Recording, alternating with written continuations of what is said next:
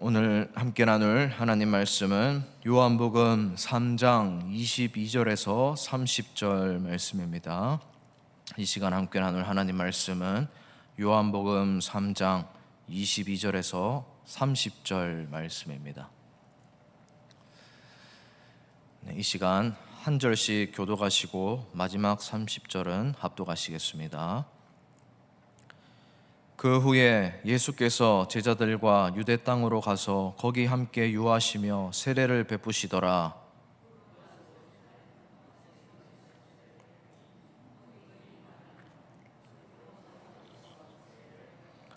요한이 아직 옥에 갇히지 아니하였더라.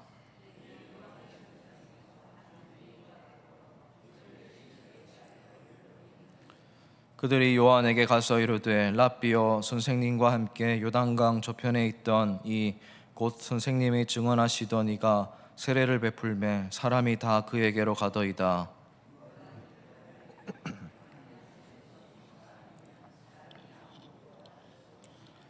내가 말한 바 나는 그리스도가 아니요 그의 앞에 보내심을 받은 자라고 한 것을 증언할 자는 너희니라.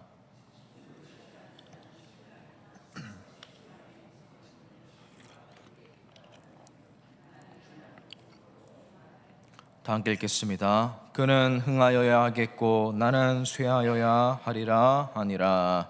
아멘. 우리는 이제 요한복음을 통해서 예수님은 누구이신가를 살펴보고 있습니다. 사도 요한이 요한복음을 통해서 예수님이 누구이신가에 대해서 말해주고 싶었기 때문입니다. 예수님은 가나 혼인잔치와 성전에서 자신이 누구인지에 대해서 보여주셨고 말씀하셨습니다. 가나 혼인잔치에서 물로 포도주를 만드신 기적을 첫 번째 표적으로 행하셨습니다. 이 기적을 통해서 예수님만이 포도주가 떨어지지 않는 영원한 기쁨을 줄 수 있는 진정한 우리의 신랑 되시는 분이라는 것을 확실하게 보여주셨습니다. 또 정결의식을 통해서, 종교적 행위를 통해서 기쁨을 얻을 수 있는 것이 아니고 신랑 되신 예수님께서 포도주가 떨어지지 않는 영원한 기쁨을 주시는 진짜 신랑이시니 그분을 믿고 의지해야만 영원한 기쁨, 완전한 기쁨을 소유할 수 있다는 것도 보여주셨습니다. 그리고 예수님은 성전으로 가셔서 중요한 말씀을 하셨습니다. 이 성전을 헐라 내가 사흘 동안에 일으키리라.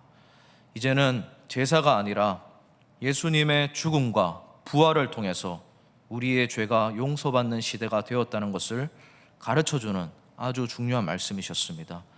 이것을 위해서 예수님이 직접 성전으로 이 세상에 오셨고 또 예수님을 믿는 자마다 새로운 성전이 될 수 있다는 것도 말씀하신 것입니다.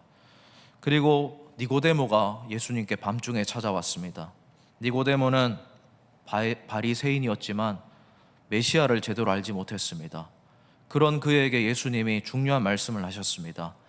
사람이 물과 성령으로 태어나지 아니하면 하나님 나라에 들어갈 수 없다. 유대인으로서 당연하게 구원받을 수 있는 것이 아니고 아브라함의 자손이라서 구원받을 수 있는 것이 아니고 정결의식을 한다고 해서 죄 씻음 받을 수 있는 것이 아니고 물과 성령으로 죄를 씻어주시는 예수님을 믿음으로 말미암아 구원을 받아 하나님 나라에 들어갈 수 있다는 것을 확실하게 말해 주셨던 것입니다. 이렇게 우리가 2장, 3장을 살펴보고 있는 것입니다. 그리고 이 사건들과 말씀에는 공통점이 있습니다. 이제 옛 시대는 가고 새 시대가 시작되었다는 것입니다. 예수님의 오심으로 이 세상에 하나님 나라가 도래하기 시작했다는 것입니다. 새 시대, 새 창조의 역사가 열리고 있는 것입니다. 중요한 것은 예수님을 믿음으로 하나님의 자녀가 되었다는 것입니다. 정결의식을 행함으로 죄를 씻음받을 수 있는 시대가 아니라 예수님을 믿는 것만으로 모든 죄가 용서받는 시대가 시작되었다는 것입니다. 그래서 예수님의 시대는 가장 중요한 시대입니다. 근데 지금 우리는 이것을 너무 당연하게 자연스럽게 받아들이지만 처음 이 사건을 접했던 유대인들의 입장에서 생각해 보면 아주 충격적이었고 받아들이기 힘든 일이었을 것입니다. 그래서 니고데모가 그 그것을 들으면서도 밤중에 계속 몰래 찾아왔던 것이고, 예수님의 이 말을 듣고도 고민하면서 행동이 변했다는 이야기가 나오지 않고 있습니다. 그만큼 받아들이는 것이 어려웠던 것입니다. 그런데 열정 하나만큼은 인정해야 됩니다. 남들의 눈을 피해서라도 어떤 식으로라도 진리를 알기 위해서 그렇게 찾아오는 모습, 문을 두드리는 모습, 그 열정만큼은 너무나 중요한 것입니다. 그런데 그 열정보다 더 중요한 것은 제대로 믿는 것, 진짜를 믿는 것은 더 중요하다고 말씀하고 있습니다. 찰스 스폴전 목사님은 이렇게 말씀하셨습니다. 여러분, 교회에 가는 것과 하나님께 나아가는 것은 전혀 다른 일입니다. 진짜 하나님을 믿는 것은 다른 차원의 것이다 라는 것입니다. 사도 요한도 지금 요한복음을 쓰고 있는 이유가 바로 그것입니다. 유대인들을 향해서 말하고 있는 것입니다. 여러분, 성전에 그냥 가는 것과 진짜 하나님을 만나는 것은 다른 일입니다 라고 외치는 것입니다. 그리고 오늘날 이 시대를 살아가는 우리 성도들에게도 똑같이 외치고 있는 것입니다. 여러분, 예배당에 가는 것보다, 예배당에 가는 문제보다 더 중요한 것은 진짜 하나님을 예배하는 것입니다 라고 우리에게 간곡하게 요청하고 있는 것입니다. 진짜 성전 대신 예수님을 믿는 우리 모두가 되기를 진심으로 주님의 이름으로 축복을 드립니다. 이것을 가르쳐주기 위해서 요한복음이 기록된 곳입니다. 그리고 오늘 말씀은 세례 요한과 제자들이 나누었던 대화를 기록한 내용입니다. 사건은 이렇습니다. 예수님이 세례를 주기 시작하셨습니다. 요단강에서 세례를 주시기 시작하니 세례 요한도 비슷한 조금 멀지 않은 곳에서 세례를 주고 있었는데, 그때 그 모습을 보고 세례 요한의 제자들이 세례 요한에게 찾아와서 말을 하고 있는 것입니다. 26절 말씀을 제가 한번 읽어드리겠습니다. 그들이 요한에게 가서 이르되 랍비여, 선생님과 함께 요단강 저편에 있던 이 곳 선생님이 증언하시더니가 세례를 베풀매 사람이 다 그에게로 가더이다. 이 말의 요지는 이것입니다. 우리 요한 선생님께서 얼마 전에 그렇게 말씀하셨던, 하나님의 어린 양이라고 말씀하셨던 그분이 지금 우리와 그렇게 멀지 않는 곳에서 세례를 베풀고 있습니다. 예전에는 무리들이 우리 쪽으로 왔는데 지금은 다 그 사람에게로 가고 있습니다. 가만히 보고 계실 겁니까? 어떤 식으로든 제지를 하십시오.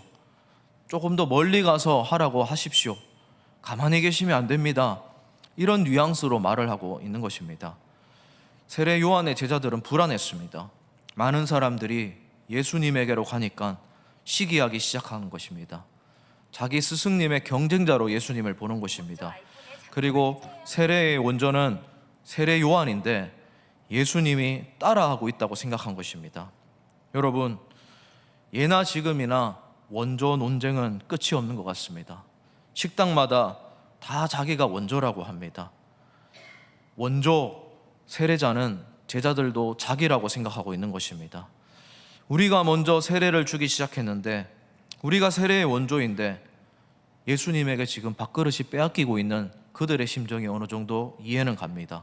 그래서 가만히 있으면 안 된다고 자기 스승님을 보채고 있는 것입니다. 그런데 이 말을 들은 세례 요한의 반응이 너무나 중요합니다.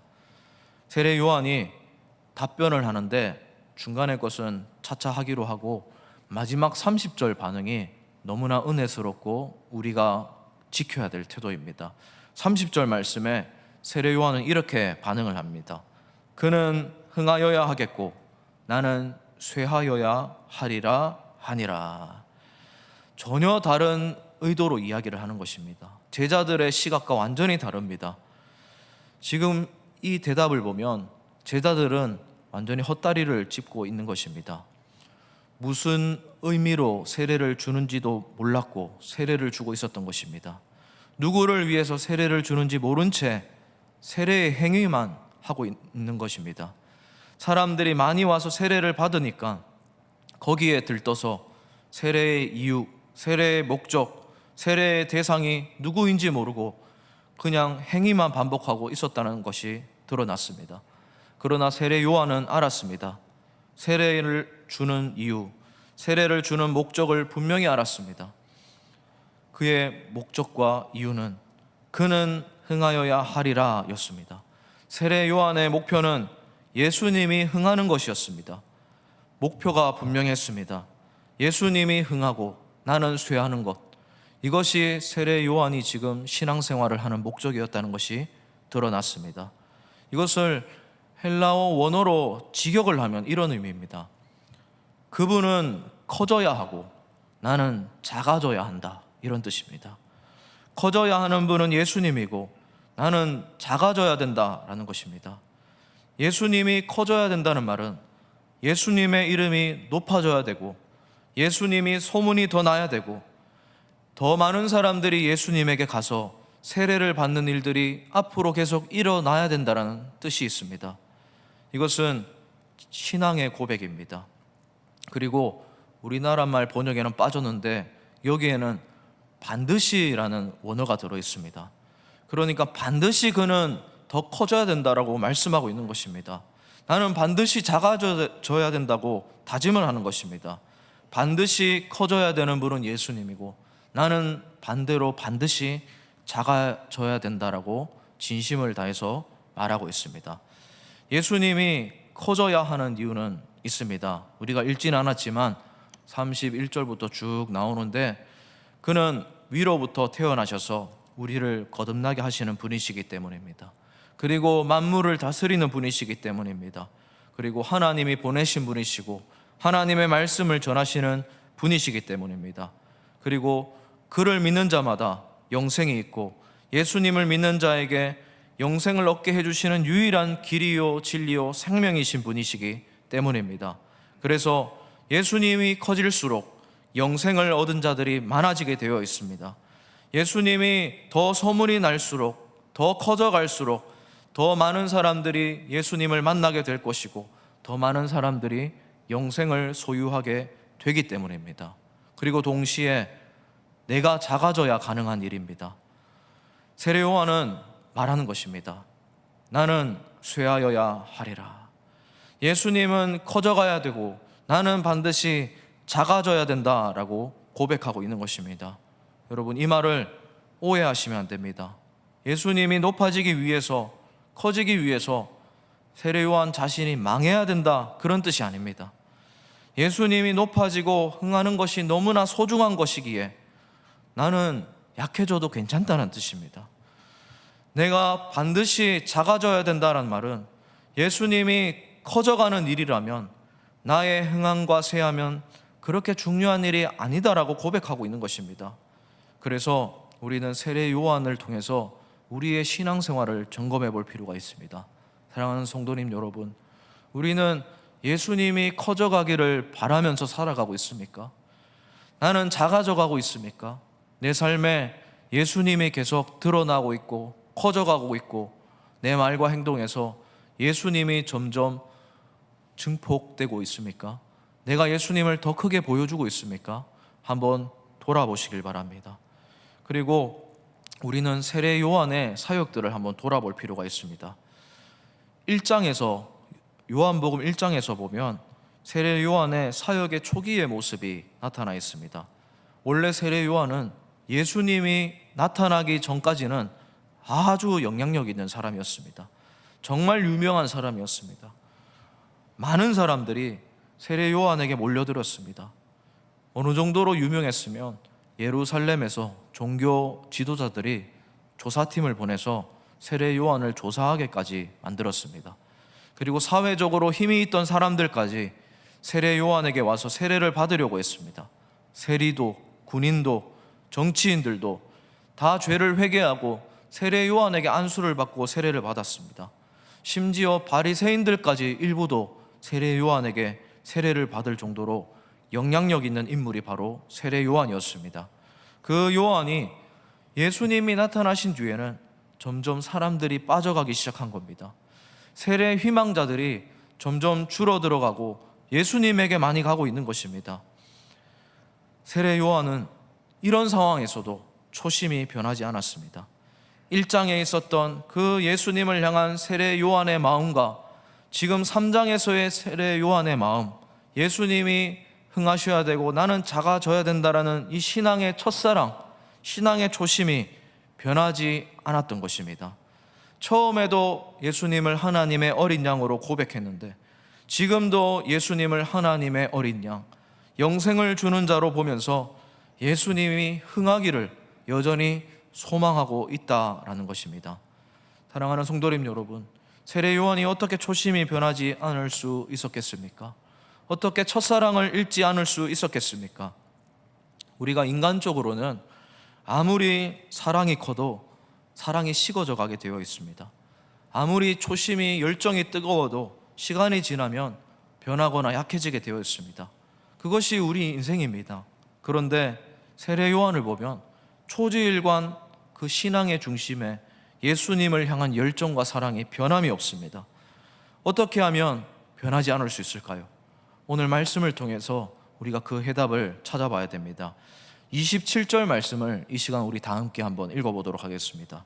우리 다 함께 27절 말씀을 읽겠습니다. 만일 하늘에서 주신 바 아니면 사람이 아무것도 받을 수 없느니라. 아멘. 하나님이 하늘에서 도와주지 않으면 사람이 아무것도 할 수 없다라는 뜻입니다. 이 말씀은 하나님이 주셔야지만 모든 것이 가능하다라는 또한 다른 고백입니다. 이 말씀은 세례 요한에게도 해당되지만 예수님에게도 해당되는 것입니다. 요한은 알고 있었습니다. 하나님께서 전에는 나에게 사람들을 보내주셨기 때문에 내가 그만큼 사람들을 누릴 수 있었던 것이고, 지금은 하나님이 조금 옮기셔서 예수님에게 사람들을 보내주고 있다는 것을 하나님의 시각으로 인정하고 있었던 것입니다. 지금까지 나에게 사람들이 왔던 것도 하나님이 하셨던 일이지만 이제는 예수님에게 사람들이 가는 것도 하나님이 허락하셔야지만 가능한 일이라는 것을 알았던 것입니다. 중심이 변하지 않았던 것입니다. 내가 흥할 때에도 하나님이 하셨던 것이고, 반대로 내가 약해질 때에도 하나님이 허락하는 일이라는 것을 알았던 것입니다. 지금은 하나님께서 예수님을 커져가게 하는 시기시고 나는 약해지는 시기라는 것을 인정했던 것입니다. 그래서 제자들처럼 비교하지도 않았고 경쟁하지도 않았고 시기할 이유도 없었던 것입니다. 사랑하는 성도님 여러분, 우리를 돌아볼 필요가 있습니다. 우리는 형통할 때에는 하나님의 은혜고 하나님이 하셨다는 말을, 또 그런 생각을 종종 합니다. 그런데 내가 약해져 갈 때에는, 내가 작아져 갈 때에는 하나님이 하셨다는 말을, 하나님이 허락하셨다는 것을 인정하기가 싫어합니다. 이것을 인정하는 것을 꺼리껴 합니다. 하나님의 영광을 내가 작아지는 것이 가리는 것처럼 느끼는 것입니다.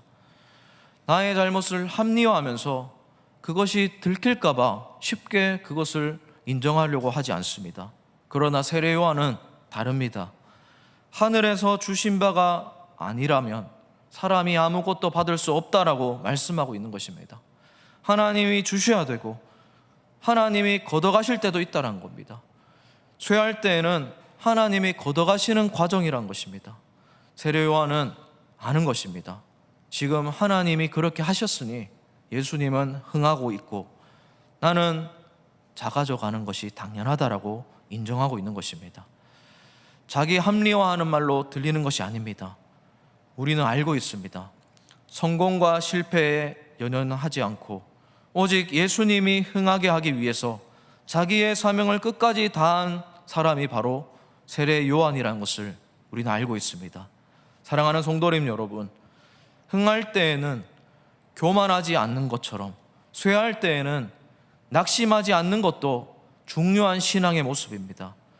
내가 흥할 때나 쇠할 때나 변함없이 내가 하나님의 섭리 속에 있다는 것, 하나님의 손 안에서 자라가고 있다는 것을 인정하는 시각이 진짜 믿음인 것입니다. 그리고 내가 형통할 때에도 하나님의 뜻이 있지만 내가 작아질 때에도 하나님의 뜻이 이루어지는 중이라는 것을 아는 것이 진짜 신앙인입니다.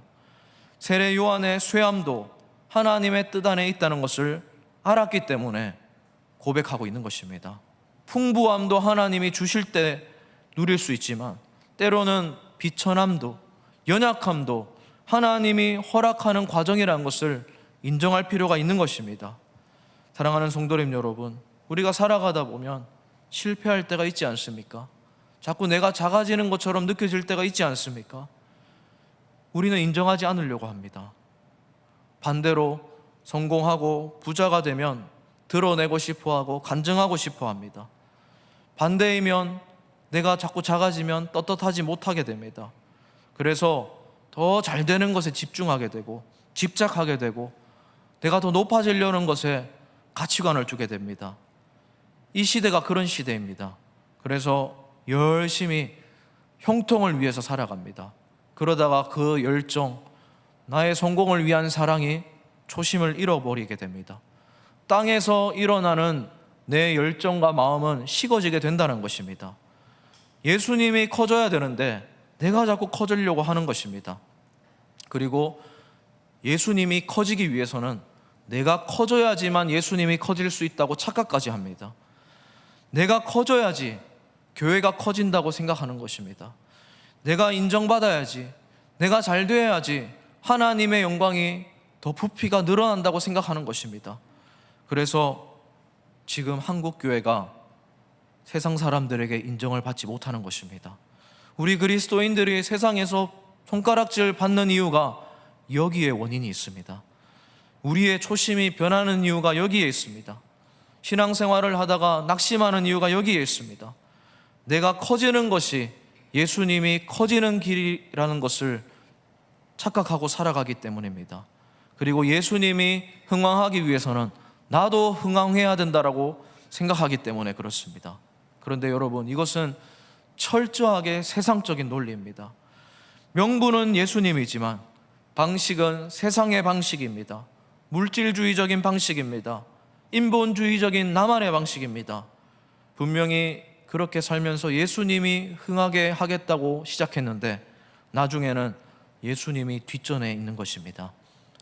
오늘 세례 요한은 우리에게 전혀 다른 모습을 보여주고 있습니다. 내가 작아져도 예수님이 커질 수 있다라고 말을 하고 있는 것입니다.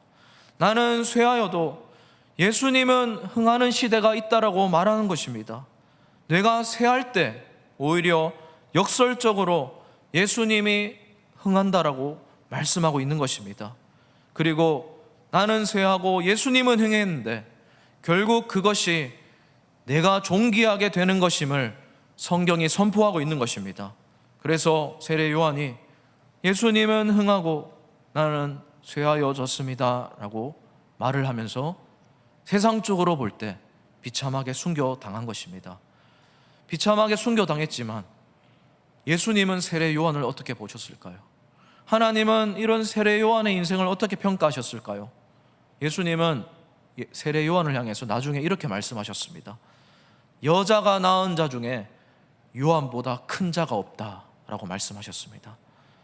세례 요한은 쇠하여졌고 작아졌지만 반드시 작아져야 된다라고 결심했지만 예수 그리스도가 흥해지면서 역설적으로 예수님이 세례 요한도 존귀하게 만들어 주셨던 것입니다. 사랑하는 성도님 여러분, 그러니까 정말 중요한 것이 무엇입니까? 하나님 앞에서는 크고 많은 것만이 좋은 것이 아니다라는 겁니다. 세례 요한에게 사람들이 몰려왔을 때는 제자들이 세례 요한이 성공했다고 생각했습니다. 또 반대로 사람들이 예수님 쪽으로 빠져나갈 때는 세례 요한이 실패했다고 생각했습니다. 그런데 하나님이 보시기에는 둘 다 성공한 인생이었던 것입니다. 하나님 보시기에는 둘 다 합당한 삶이었던 것입니다. 실패가 아니었던 것입니다. 왜 그렇습니까? 예수님이 흥하면 다 괜찮다라고 인정하는 삶이었기 때문입니다. 오늘 우리도 세례 요한과 같은 고백을 하고 살아가야 됩니다. 하늘에서 주신 바가 아니면 사람이 아무것도 받을 바가 없다라는 고백입니다. 하나님이 주시지 않으면 우리가 아무것도 얻을 수 있는 것이 없습니다. 이런 신앙관을 가진 사람만이 예수님이 반드시 커져가야 되고 나는 작아져도 괜찮다라고 고백할 수 있는 것입니다. 이런 사람만이 예수님이 커지고 나는 작아지는 삶을 살아가게 되는 것입니다. 예수님을 잘 믿는 사람도 내리막길을 걸어갈 때가 있고 작아질 때가 있습니다. 그런데 흥할 때나 쇠할 때나 초심을 잃지 않고 살아가는 사람이 진짜 예수님을 잘 믿는 사람인 것입니다. 하늘에서 흥하게 해주셨기 때문에 흥할 때가 있는 것이고, 하늘에서 쇠하도록 허락하셨기 때문에 쇠하여질 수 있다는 것을 받아들이기 때문에 그렇습니다. 그래서 흥할 때에도 그런 사람은 교만해지지 않습니다. 하나님이 하신 것이기 때문입니다. 반대로 쇠할 때에도 남들과 비교하면서 경쟁하면서 질투하지 않습니다. 하나님이 허락하셨기 때문에 처음이나 나중이나 늘 타인을 사랑하게 되고 돌아보게 되고 격려하게 되고 그 사람의 성공을 축복해주게 되는 것입니다. 이것이 바로 건강하게 박수 쳐줄 수 있는 인생이라는 것입니다. 흥할 때에도 예수님이 더 흥하도록 하고, 쇠할 때에도 여전히 사명의 자리를 떠나지 않고 지키는 사람인 것입니다. 여러분, 하지만 세상을 보십시오. 세상은 어떻습니까? 이것을 받아들이지 않습니다. 내가 흥하려고 합니다. 더 흥할 수 있다고 생각합니다. 내가 커지면서 더 커져가고 싶어하는 시대가 되었습니다. 또 그리스도인들도 마찬가지입니다. 예수님이 흥하게 하기 위해서 반드시 내가 먼저 흥해야 된다고 생각하는 시대가 되었습니다. 명분은 예수님이라고 하지만 방식은 세상적인 방식을 찾아가는 시대가 된 것입니다. 왜 이런 일들이 일어나고 있는 것입니까? 요한복음을 모르기 때문에 그렇습니다. 예수님이 누구이신지 모르기 때문에 그렇습니다. 예수님을 제대로 믿지 않고 있기 때문에 그렇습니다. 신앙인이 아니라 종교인으로 살아가고 있기 때문에 그렇습니다. 세례 요한과 제자들의 차이가 바로 여기에 있는 것입니다. 사도 요한이 지금 요한복음을 통해서 말하고 있는 것이 바로 이것입니다. 우리는 예수님을 진짜로 믿고 있는가? 하나님을 만나고 있는가? 태초부터 계셨던 그 하나님, 세상을 창조하셨던 하나님, 우리를 구원하기 위해서 예수님을 보내주셨던 그 하나님, 하늘로부터 내려오셔서 우리를 거듭나게 하시는 그 예수님, 우리를 새 성전이 되게 하시는 그 예수님, 말씀을 전하기 위해서 이 땅에 오신 예수님, 영생을 얻게 하시는 유일한 분, 그 예수님을 믿고 있는가? 하나님을 의지하고 있는가? 묻고 있는 것입니다. 이 예수님을 믿게 되면 세례 요한처럼 그는 흥하여야 하겠고 나는 쇠하여야 하리라 고백할 수 있는 것입니다.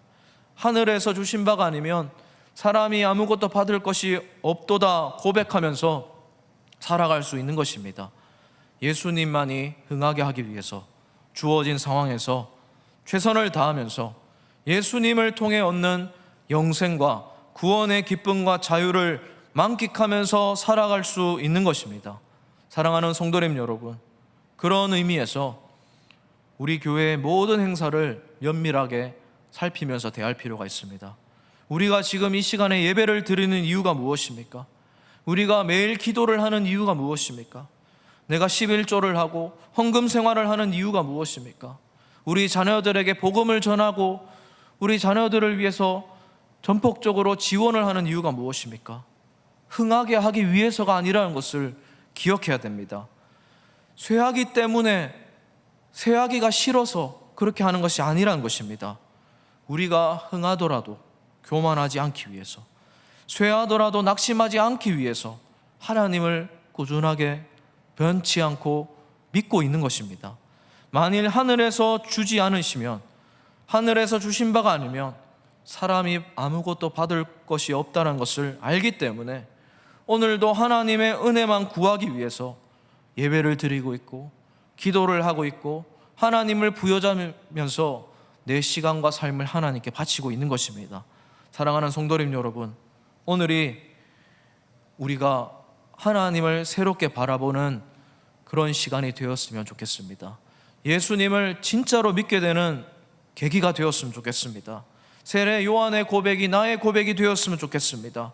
세상의 가치관에 따라서 살아가지 않고 비교하지 않고 경쟁하지 않고 싸우지 않고 이미 예수 그리스도 안에서 얻은 이 구원의 기쁨, 영생의 기쁨과 자유를 누리면서 살아가시는 우리 모두가 되기를 진심으로 주님의 이름으로 축복을 드립니다.